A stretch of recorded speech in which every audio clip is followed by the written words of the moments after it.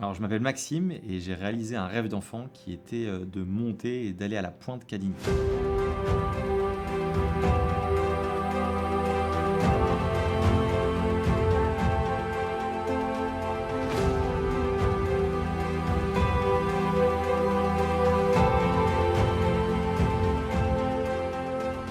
Je pense que j'ai vu pas mal de vidéos avec cet endroit-là et en fait, visuellement, c'est un truc qui est hyper joli et moi, et faisant des images, je me suis toujours dit que j'aimerais bien aller dans un endroit qui, avec le fond qui se détache bien en fait de son arrière-plan.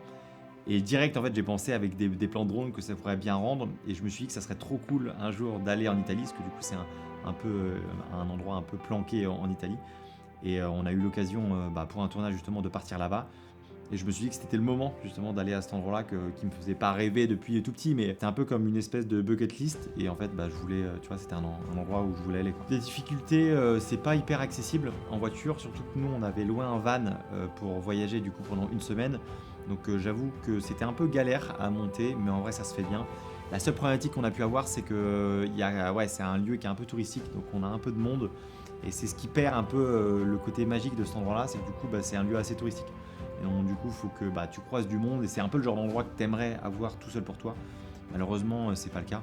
Après, ça n'empêche que c'est quand même sympa à faire et quand tu es tout seul, tu as une espèce de grande montée où tu peux du coup aller là-bas et là, du coup, tu es seul face à ce gros paysage.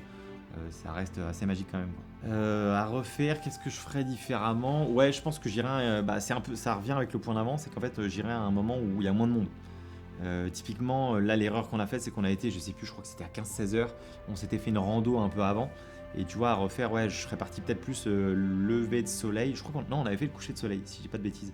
Donc ça s'assombrissait vers la fin. Et donc, du coup, on avait des lueurs du soleil qui n'étaient pas aussi bien que ce que j'avais espéré. Et à refaire, j'aurais dû mieux calculer la distance du soleil et plutôt d'y aller du coup au lever du soleil parce que c'était à ce moment-là où les lumières du soleil étaient les plus visuelles et les plus intéressantes. C'est pour moi un des endroits les plus beaux, donc je conseillerais plutôt de finir par ça.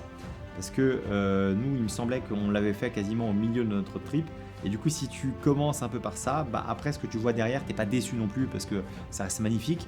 Mais ça te met quand même une petite claque. Donc j'aurais tendance à dire finir par ça. Comme ça au moins tu vois les plans, enfin tu vois les endroits c'est de plus en plus joli. Et à la fin tu prends la dernière claque, quoi.